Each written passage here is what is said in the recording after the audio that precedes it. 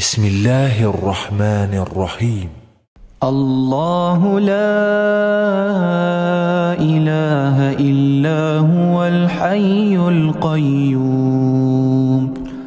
الله هیچ خدای بجز او نیست، زنده پاینده است.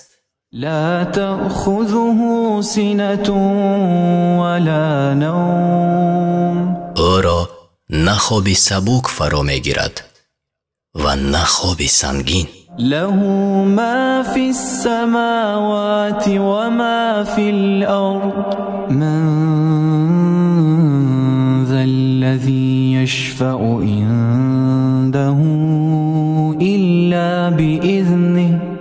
آنچه در آسمان ها و آنچه در زمین است از آن اوست.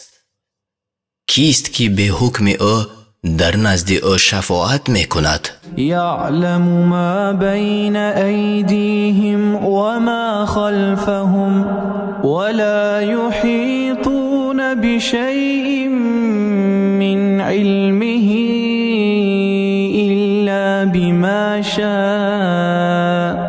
او آینده و گذشتهشان را میداند و مردمان از علم حق چیزی را بجز آنچه وی خواسته است در نمیگیرند.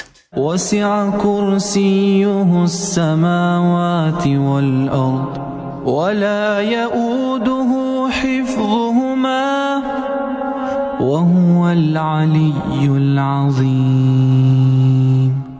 پادشاهی او آسمان ها و زمین را فرا گرفته است و نگهبانی این هر دو برای او گران نیست و او بلند مرتبه بزرگوار است.